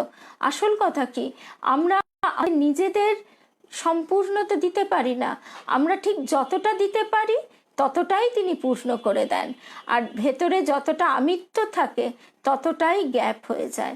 সেখানে তো আমিত্ব দিয়ে ভরা, সেখানে তো তার আর কৃপা বাড়ি ঢাললেও সেখানটা তো আর পৌঁছবে না। আমিত্বর জন্যে কৃপা বাড়ি আটকে যায়, আর যতটা আমরা নিবেদন করে দিয়েছি সেই ততটাই কৃপা বাড়িতে পরিপূর্ণ হয়ে যায়। তারপরে এবার যে স্বামী গুণালয়ানন্দজি মহারাজের এখান থেকে একটুখানি শুনি। মায়ের সবচেয়ে বড় ওই পরিচয় ওই একটি, যে তিনি মা। জগতের উপর ঠাকুরের যে মাতৃভাব ছিল, সেই মাতৃভাব বিকাশের জন্যই এইবার তো ঠাকুর মাকে রেখে গেছেন। এই মা মন্ত্র তিনি জগৎকে দিয়েছেন। আর সেই মা বলে আমি কাকে ডাকবো? মা কালীকে, জগদ্ধাত্রীকে, মা দুর্গাকে। কিন্তু সেখানে তো একটা সমীহের দূরত্ব থাকবে। সেই মাকেও তিনি আমাদের হাতে তুলে দিয়েছেন।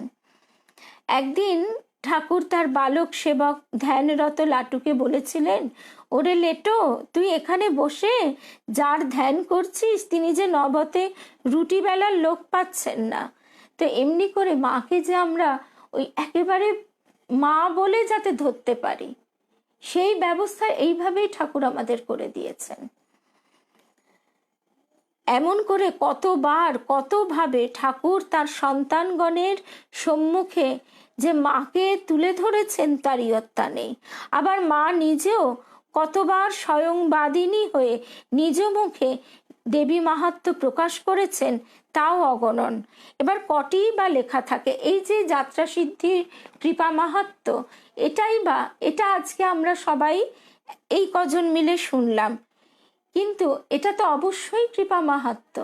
এটা যে কেউ বলবেন, স্বয়ং যারা এত লোকের সঙ্গে প্রতিদিন ডিল করছেন তারাও বলছেন যে আপনাদের মহা সৌভাগ্য বা আপনাদের ঠাকুরের আশীর্বাদ যে আপনারা ফেরত পেয়েছেন। এমনকি তারা কথাও বলেছেন, যদি কিছু কাগজপত্র হতো হয়তো পেয়ে যেতেন, কিন্তু দামি জিনিস থাকলে পাবার আশা কম। এইবারে মায়ের সেই অন্নপূর্ণা রূপের কথা একটু শুনি। শিবের কাশীধামে বোধহয় কলিকালে কাশীপুর, নাম দুটিতে কি অদ্ভুত মিল। ঠাকুর কাশীপুরে নরেন্দ্রাদি যুবক ভক্তদের গেরুয়া বিতরণ করেছেন। একদিন তাদের তিনি পাঠালেন মাধুকরী করে আনতে। সেদিন তারা প্রথমেই গেলেন অন্নপূর্ণা রূপিণী সারদার দুয়ারে। নরেন্দ্রাদি মধুর কণ্ঠে জীবনের প্রথম ভিক্ষা প্রার্থনা করলেন মায়ের কাছে। অন্নপূর্ণে সদাপূর্ণে শঙ্কর প্রাণবল্লভে জ্ঞান বিজ্ঞান সিদ্ধার্থং ভিক্ষাং দেহি মে পার্বতী। ঠাকুরের কাছে আকুল হয়ে মা বলছেন, মা প্রার্থনা করছেন, ঠাকুর তোমার নাম করে যারা ঘর ছেড়েছে তাদের যেন অন্ন বস্ত্র আশ্রয়ের অভাবে পড়তে না হয়, অভাব না ঘটে। মায়ের সেই প্রার্থনার ফলে আজকে মঠের এত সমৃদ্ধি, এত ঐশ্বর্য। তিনি কেবল স্থূল অন্নই দান করেন না, এই কথাটি আমাদের বিশেষভাবে অনুধাবন করবার। মা কেবল স্থূল অন্নই দান করেন না, তিনি অন্নময়, প্রাণময়, মনোময়, বিজ্ঞানময়, আনন্দময় এই পঞ্চকোষেরই পুষ্টি বিধায়িনী। তাই শঙ্করাচার্যের স্তবে দেবীর কাছে জ্ঞান বৈরাগ্য সিদ্ধিও প্রার্থনা করা হয়েছে। এই যে আমরা বলি মা দুর্গা, দুর্গা যিনি দুর্গতি নাশ করেন। মানুষের প্রথম দুর্গতি তার যদি আহার না জোটে, এর থেকে দুর্গতির তো আর কিছু নেই। সে যখন দেহ ধারণ করেছে তার প্রথম প্রয়োজন তার আহার, জন্মের প্রথম মুহূর্ত থেকে। এবং সেই প্রথম জন্ম লগ্ন থেকে স্বয়ং অন্নপূর্ণা আহার দিচ্ছেন। আমাদের যে গর্ভধারিণী মা, তার ভিতর দিয়ে তিনি অন্ন দিচ্ছেন। আর এখানেও আমরা দেখছি ছোট ছোট ছেলেরা যারা বলছে যে আমরা বাপ মায়ের স্নেহকেই এতদিন সবচেয়ে বড় বলে জানতাম, সেই বাপ মায়ের স্নেহ তুচ্ছ করে আপনার কাছে ছুটে আসি মশাই। সেই বাপ মায়ের স্নেহ তুচ্ছ কেন বোধ হয়? কারণ বাপ মায়ের স্নেহের ভিতরেও একটু ওজন থাকে, তারাও একটু ওজন করেন, কম বেশি করেন, তাদেরও ডিমান্ড থাকে। তারাও ডিমান্ড করেন যে আমার সন্তানের এই হবে ওই হবে। যদি না সেই চাহিদা পূরণ হয়, হয়তো তাদেরও ব্যবহারের তারতম্য ঘটে। কিন্তু ঠাকুর মায়ের কাছে সে যে অদ্ভুত অপার ভালোবাসা, সে ভালোবাসার কিন্তু কোনো তুলনা হয় না। এবং সেখানে তারা আসছেন জেনেই কে কি খাবে, কার রুগীর পথ্য, নরেনের মোটা মোটা রুটি, বুটের ডাল সব মা প্রস্তুত করছেন। কিন্তু এইখানে আমরা যে কথা শুনছি যে এখানে তিনি অন্নময় মানে আহার যোগাচ্ছেন। এই যে আসছি দেখছি দুপাশে একদিকে ধান কাটা হয়ে গেছে,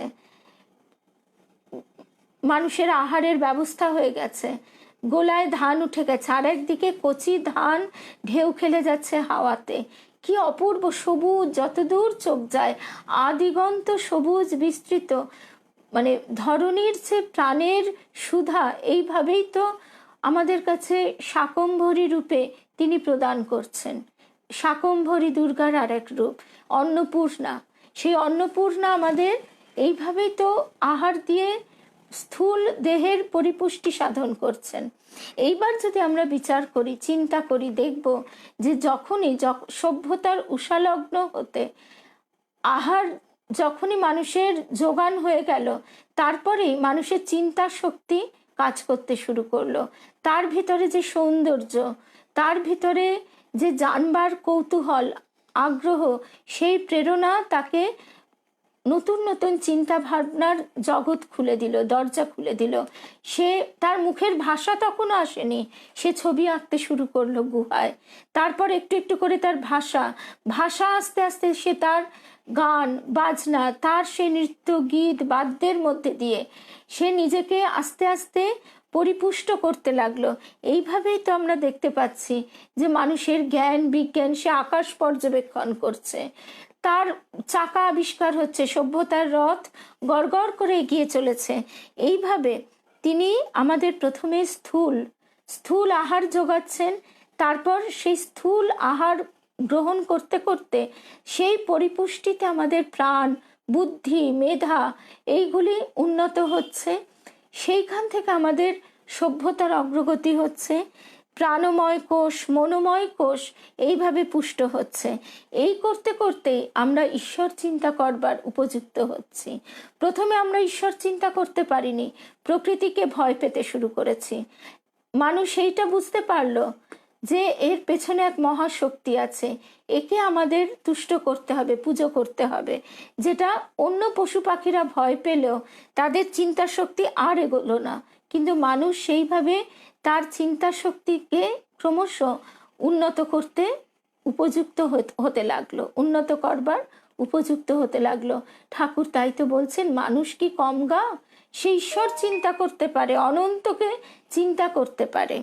তো ঠিক এইভাবে আমরা দেখছি অন্নময়, প্রাণময়, মনোময়, বিজ্ঞানময় ও আনন্দময় এই পঞ্চকোষেরই মা আমাদের পুষ্টি বিধায়িনী।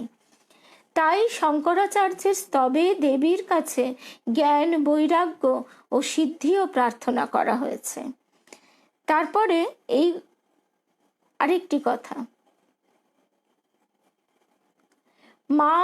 মায়ের যে জয়রামবাটির আশেপাশের মায়ের জয়রামবাটি তো বাঁকুড়া আবার কিছুটা রুক্ষও বটে। সেই সময় আশেপাশের অনেক গ্রাম ফসলহীন, জয়রামবাটি কিন্তু মায়ের কৃপায় শস্য শ্যামলা, ফসল পূর্ণা। ভক্তেরা তখন বলছে যে স্বয়ং অন্নপূর্ণা দেবী যেখানে বাস করেন সেখানে কি কখনো অন্নের অভাব হয়? মা আবার কিন্তু কথা ঘুরিয়ে বলছেন, না না বাবা, সব সিংহবাহিনী মায়ের কৃপা। ঠিক যেমন করে বলরাম বসুর বাড়ির এক নৌকা ভর্তি ছেলে পুলে লোকজন নিয়ে বলরামবাবু এসেছেন ঠাকুরের কাছে, ঠাকুরকে দর্শন করে ফিরে যাবেন নৌকা বোঝাই হয়ে। এরকমই চোদ্দ বৈশাখের সময়, কালবৈশাখীর সময় ঝড় উঠেছে, গঙ্গায় নৌকা যতদূর যাচ্ছে, যতদূর দেখা যাচ্ছে ঠাকুর চেয়ে আছেন। তারপর ঝড় উঠেছে, এমন ঝড় বাদল, এদিকে ঠাকুর বসে বসে অস্থির হচ্ছেন। ঠাকুরের অস্থিরতা দেখে যোগীন মহারাজ তিনি তাড়াতাড়ি করে একদম সিদ্ধার্থ যে কথা বলছে যে সেই অন্নপূর্ণা আমাদের নিজে কষ্ট করে দেখিয়ে গেছেন যে কষ্টে কিভাবে অবিচল থাকতে হয়। সেই অন্নপূর্ণা মায়ের একদিন ভাতের ওপর নুন জোটেনি। আজকে মায়ের পরনের কত সুন্দর সুন্দর শাড়ি গয়না, মায়ের শাড়ি ছিল গিট বাঁধা, সেলাই করানো করবারও উপযুক্ত ছিল না। সেইভাবে মা অন্নপূর্ণা দেখিয়ে দিয়েছেন যে জগতে দুঃখ কষ্ট থাকবেই, কিন্তু মন যেন আমাদের আনন্দে থাকে।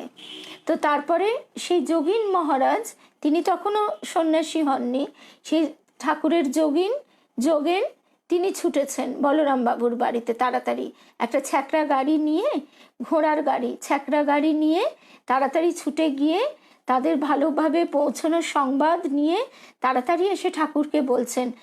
আর বলছেন যে মশাই, বলরাম বাবু তো একেবারে প্রণাম করে বলছেন, ঠাকুর সবই তোমার কৃপা, সব ঠাকুরের কৃপা। তখন যোগেন মহারাজকে ঠাকুর হেসে বলছেন, ওরে এমন কথা বলতে নেই, সব মায়ের কৃপা। এইভাবে ঠাকুরও কথা ঘোরাতেন, মাও কথা ঘোরাচ্ছেন যে না না, এ সিংহবাহিনী মায়ের কৃপা। অথচ আমরা ভবতারিণী মায়ের কথায় দেখতেই পাচ্ছি যে ভবতারিণী মাকে সেখানে সিংহবাহিনী মন্দিরে জিজ্ঞেস করছেন যে কে মা, তুমি কে, তুমি বলো তুমি কে। তখন ভবতারিণী মায়ের দর্শন হচ্ছে প্রথমে দশভুজা রূপ, তারপরে দশভুজা থেকে চতুর্ভুজা জগদ্ধাত্রী রূপ, তারপরে মা দেখছেন ভবতারিণী মা যে একদম তার সারু দিদি, বুকের ওপর চুলটি ফেলা, দুটি হাত জড়ো করে বসে মিটিমিটি হাসছেন। ঠাকুর বলছেন যে প্রথমে তার সেই বিরাট ঐশ্বর্যময় রূপ, কিন্তু যত আমরা তার কাছে নিকট হই, আপন হই, তত সেই ঐশ্বর্যের ভাব কম পড়তে থাকে। যেমন ঠাকুর বলছেন দেখো না, গোপাল হচ্ছে কচি ছেলের রূপ, তেমনি আমাদের মা জগদ্ধাত্রী, মা অন্নপূর্ণা, মা দশপ্রহরণধারিণী, মা কালী, কিন্তু তবু মূল কথা হচ্ছে যে তিনি আমাদের মা। তো তারপরে আমরা যে কথায় ছিলাম আবার সেই কথায় চলে আসি। হাত লেগে লেখাটা চলে গেল, 1 মিনিট আমরা লেখাটা বার করি, কিন্তু আজকে অনেকটা সময় চলে যাচ্ছে। কিন্তু অনেক দিন বাদে আমরা ঠাকুরের কথা, মায়ের কথা শুনতে শুনতে কিছুতেই ভুলতে পারছি না। তারপরে এই কথাটা যে মায়ের যখন ঠাকুরের সঙ্গে বিবাহ হলো, তখন দিদিমা, তার তো বড় দুঃখ হতো। সেই কথাটা একবার আমরা শুনি। ঠাকুরের দেহত্যাগের পরে একবার শ্রীমা স্বীয় জননীর সাথে কাশীধামে যান। কাশীপুরাধীশ্বরী মাতা অন্নপূর্ণার ভুবন আলো করা রূপ দর্শনে মা আনন্দ বিহ্বলা হয়েছিলেন। অন্নপূর্ণার মন্দিরে প্রসাদ পাওয়ার পর তারা মণিকর্ণিকার ঘাটে উপস্থিত হলেন। দুর্গাপুরী দেবী লিখছেন, একদা বিহারকালে মহেশ মহিষীর মণিকর্ণিকা অর্থাৎ কর্ণের রত্নকুণ্ডল এই স্থানে হারাইয়া যায়। তিনি ক্ষুণ্ণ হইয়া মহেশ্বরের নিকট স্বীয় প্রিয় বস্তু দাবি করিয়া বলেন, তোমার জন্যই আমার মণিকর্ণিকা হারাইয়া গেল, তোমাকে উহা উদ্ধার করিয়া দিতে হইবে, না দিলে আমি এই স্থান ছেড়ে যাব না। মহেশ্বর জলে স্থলে অনেক অনুসন্ধান করিলেন, কিন্তু কুণ্ডল উদ্ধার হইল না। অগত্যা নিরুপায় মহেশ্বর মণিকর্ণিকার ঘাটে পাহারায় নিযুক্ত হইলেন। এই কাহিনী বলিতে বলিতে মাতা ঠাকুরানীর এক অভাবনীয় অবস্থা হইল। লজ্জা পটাবৃতা মাতা ঐরূপ প্রকাশ্য স্থানে আলুলায়িত কুন্তলা এবং অনবগুণ্ঠিতা হইয়া সকলের সমক্ষেই গাহিতে লাগিলেন, যে মণিকর্ণিকায় মায়ের কুণ্ডল পড়েছিল খসি, সে অবধি তাকে মণিকর্ণিকা বলে ঘষি। গান শেষ করিয়া মাতা বলিলেন, কাশীতে দেহত্যাগ করিলে শিব তত্ত্বমসি দান করেন, কিন্তু তত্ত্বমসির ওপরে মা আমার মহেশ মহিষী। মানে মা বুঝিয়ে দিলেন যে মা কে। ঠাকুর নিজেও বলছেন যে ওর আঁচলে তো ব্রহ্মজ্ঞানের চাবিটি বাঁধা। মা প্রকারান্তরে পুনরায় কাশীক্ষেত্রে নিজ মুখে নিজ মাহাত্ম্য প্রকাশ করলেন। এ যেন গীতার সেই উক্তি, অহমক্ষরাদপি চোত্তমঃ। এরপর 1913 সালের জানুয়ারি মাসে মা কাশী অদ্বৈত আশ্রমে আসেন। মায়ের বস্ত্রের আড়ালে ছিল একখানা নিজের ফটো। মা ঠাকুরকে প্রণাম করে নিজের ছবিখানা বার করে কুলুঙ্গিতে স্থাপন করেন। গোয়ালপাড়াতেও যেমন, এই কাশীধামেও তেমনি কিছু ফুল নিজের ছবিতে নিজেই দিয়ে পুজো করলেন ও চন্দ্র মহারাজকে বললেন, বাবা চন্দ্র, এ ছবিটিতেও রোজ 2টি ফুল দিও। মা নিজেকে এমনি গোপন করছেন। মা বললেন না, আর বড় কিছু কথা না, ছোট্ট করে বললেন, এ ছবিটিতেও রোজ 2টি ফুল দিও। এবার যার যেরম বোধ সে সেভাবে তো মাকে পাবে। সেই থেকে অদ্বৈত আশ্রমে মায়ের নিত্য পূজা শুরু হয়। অদ্যাবধি মায়ের বসানো সেই পটেই মাকে পুজো করা হয়ে আসছে। কাশী মঠে বিশ্বনাথ রূপী ঠাকুরের পাশে মা নিজেই তার পটখানি বসিয়ে যেন শূন্য আসন পূর্ণ করলেন। এই শিব শক্তি অভেদ, এখানেই মা আবারও সেইটি প্রতিষ্ঠা করলেন। এই প্রসঙ্গে সেই দেশরার হরিদাস বৈরাগীর কথা মনে পড়ে যায়। জয়রামবাটিতে তিনি মাকে গান শোনাচ্ছেন, ঠিক যেন সেই অন্নপূর্ণার জীবনের প্রতিচ্ছবি।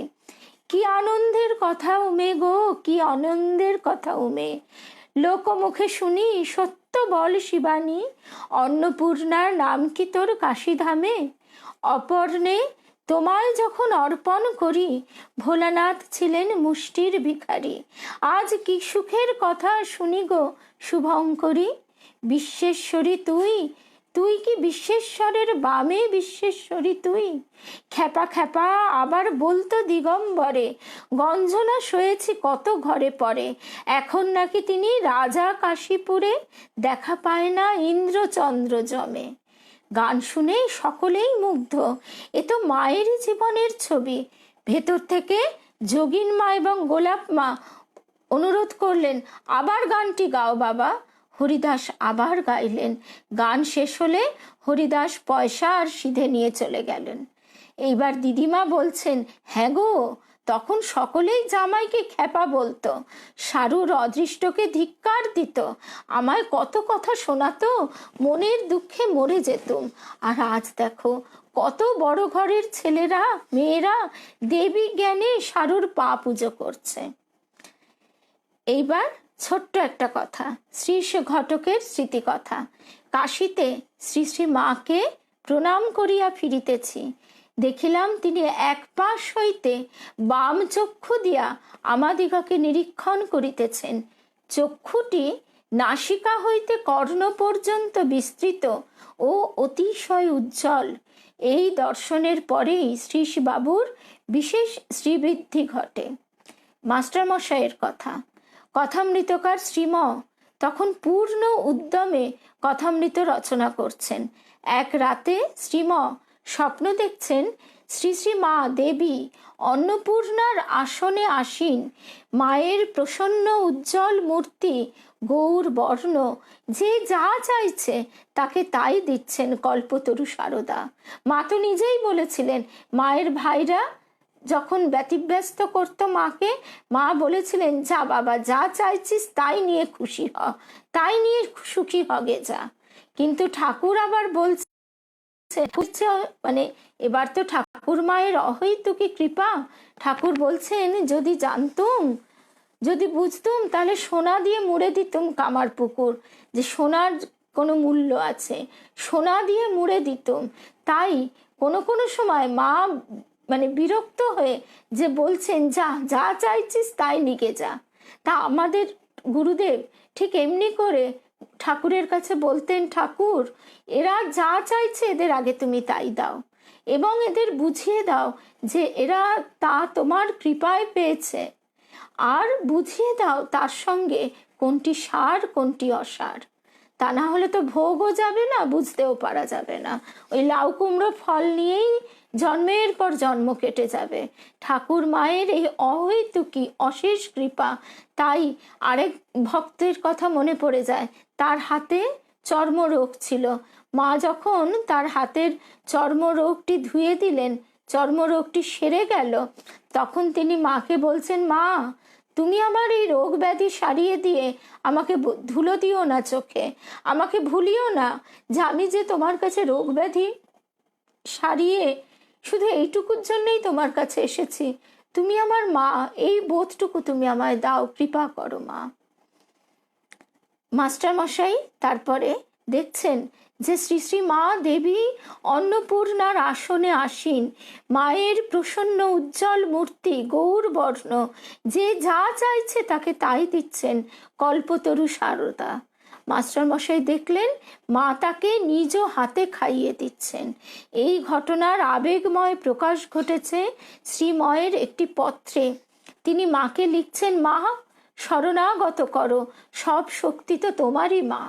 এই যে কথামৃত, তিনি শক্তি না দিলে, তিনি পায়েস খাইয়ে না দিলে মায়ের পক্ষে কি লেখা শ্রীমর পক্ষে কি লেখা সম্ভব হতো? সেই কবেকার কথা মনে করে করে গান, ভাব সমাধি আমাদের পড়তে পড়তে মনে হয় আমরা সেখানে পৌঁছে গেছি। ঠাকুর সেইভাবেই শ্রীমকে দিয়ে রচনা করালেন কথামৃত, বা ওই কথিত তাকে দিয়ে এমনভাবে তিনি লিপিবদ্ধ করিয়ে নিলেন যাতে পরবর্তীকালে আমরা ঠাকুরকে জীবন্ত ধারণ করতে পারি, জীবন্ত জড়িয়ে ধরতে পারি। আমাদের বেশি কঠিন জপ ধ্যান তত্ত্ব কথার দরকার নেই। যদি কথামৃত আমরা পড়তে পারি তাহলেই ক্রমশ ওই শ্রী রামকৃষ্ণ লোকেই প্রবেশ করে সেখানেই থাকার উপযুক্ততা লাভ করা যায়, এবং তিনি তখন কৃপা করে আমাদের সেইখানেই বেঁধে রাখেন, আর ওই খেলনাপত্রের দিকে মন যায় না। আবার আমতার এক ভক্তের কথা বলে আজকে আমরা শেষ করি। আজকে অনেকক্ষণ, প্রায় 1.5 ঘন্টা হতে চলল। দরিদ্র জীর্ণ বাস এক ভক্ত আমতা থেকে পায়ে হেঁটে উদ্বোধনে এসে উপস্থিত, হাতে 108 অপরাজিতা ফুলে গ্রথিত মালা। তিনি লোকমুখে শুনেছেন শ্রী রামকৃষ্ণ পরমহংস স্বয়ং ভগবান এবং তার সহধর্মিনী সাক্ষাৎ মা অন্নপূর্ণা। তার বিশ্বাস 108টি অপরাজিতা মা অন্নপূর্ণাকে দিলে নাকি সকল সিদ্ধি লাভ হয়। সেই আশায় মায়ের বাড়িতে এসেছেন, কিন্তু মাতৃদর্শনে সেবকগণ দ্বারা বাধাপ্রাপ্ত হলেন। দুপুর গড়িয়ে গেল, মায়ের দেখা না পেয়ে ব্যাকুল হয়ে কাঁদছেন তিনি। গোলমালে মা নিচে নেমে এসে আগন্তুকের সকল কথা শুনলেন। মা জিজ্ঞাসা করলেন, বাবা তুমি কি এখনই মাকে দেখতে চাও? ভক্তটি উত্তর দিলেন, গরিবের প্রতি মায়ের এত কৃপা কি হবে? আমি তার দেখা কি পাবো মা? ব্যাকুল সন্তানকে মা সকরুণ দৃষ্টিতে বললেন, দিন দুঃখীরাই তো আগে মাকে পায় বাবা, দিন দুঃখীরাই তো মাকে আগে পায় বাবা। নিমেষের ব্যাপার। ভক্তটি কি দেখলো, কি তার অনুভূতি হলো তিনিই জানেন। অকস্মাৎ চিৎকার করে উঠলেন, এই তো এইবার চিনতে পেরেছি গো, তুমি আমার অন্নপূর্ণা মা। এই বলে তিনি অপরাজিতার মালাটি এবং একটি পাকা বেল কম্পিত হস্তে মাকে অর্পণ করলেন। মা তা হাত বাড়িয়ে সাদরে গ্রহণ করে ভুলুণ্ঠিত ভক্ত সন্তানটিকে আশীর্বাদ ও সান্ত্বনা প্রদান করতে লাগলেন। এই হলেন অন্নপূর্ণা রূপিণী মা শারদা। আর জল খাবো না, এবার আমাদের মায়ের কথা ভাবতে ভাবতে চা করব, চা খাবো। আর আমাদের কুমকুম, সকল ভক্ত বন্ধুদের বলে রাখি, আমাদের শান্তিপুরের কুমকুম রিনাদির জন্মদিন উপলক্ষে কি সুন্দর করে অডিও পাঠিয়েছে, একটা ক্লিপিং। এখন অডিও তো পোস্ট করা যায় না, ফেসবুকে পোস্ট হয় না। ওই ক্লিপিংটির সঙ্গে ছবি যোগ করে আমি কালকের আগে পেরে উঠবো না, আমরা সবাই শুনবো। রিনাদির তো বিশেষ করে শুনবে কুমকুমের এই অপূর্ব উপহারটি। গান এবং কবিতার, রিনাদিরই লেখা একটি কবিতার মধ্যে দিয়ে আমরা সবাই রিনাদির জন্মদিনে আনন্দ করব। রিনাদির কবিতা শুনবো, রিনাদিকেও শোনাবো। তাহলে আজকের মতো এখানেই শেষ। আর একটা কথা বলি, আমাদের পাঠচক্রের খড়গপুরের সোমার হাজব্যান্ড দাদাও তার ব্যাগটি হারিয়ে ফেলেছিলেন। ওনারা আলিপুরদুয়ার না কোথায় নর্থ বেঙ্গলে যাচ্ছিলেন। স্লিং ব্যাগ, তার ভিতরে ওর হাজব্যান্ড, উনি এয়ারফোর্সে ছিলেন, সেই সমস্ত ডকুমেন্টস, এবং উনি এখন স্টেট ব্যাংকে আছেন। এটিএম কার্ড থেকে শুরু করে আই কার্ড, অনেক কিছু ডকুমেন্ট সেই ব্যাগে ছিল। টাকা পয়সা বেশি ছিল না, 1000 টাকা, কিন্তু মূল্যবান যে কাগজপত্রগুলি ছিল সেইগুলি গেলে তো মহা মুশকিল। সেগুলি ওই জামা কাপড় বলছি, ওই বেডরোলের সঙ্গে ব্যাগটা চলে যায়। সোমাও বলছে, দিদি, মাকে আকুল হয়ে বলছি, মা তুমি এইরকম মানে কষ্ট দিও না, এই মানে আনন্দ করতে বিয়ে বাড়িতে আসছি সপরিবারে, তুমি তো মা আছো, রক্ষা করবে, কিভাবে ব্যাগটা চলে গেল মা তুমি দেখো। বলতে বলতেই সোমা বলছে, ঠিক যেখানে ডাম্প করা হচ্ছে বেডরোলগুলো, সেখান থেকে ব্যাগটা পেয়ে গেল। কুমকুম, কালকে ওটা করব গো, আজকে আর হয়ে উঠবে না, হয়তো অন্য একটা বিশেষ কাজ আছে। কালকে পাঠের আগে ওটা পোস্ট করে দেব, আমরা সবাই রীনাদিকে নিয়ে আনন্দ করব। আর তুমি এত সুন্দর গান এবং আবৃত্তি একসঙ্গে পাঠিয়েছ, তুলনাই নেই। আর তাহলে আজকের মতো শুভরাত্রি।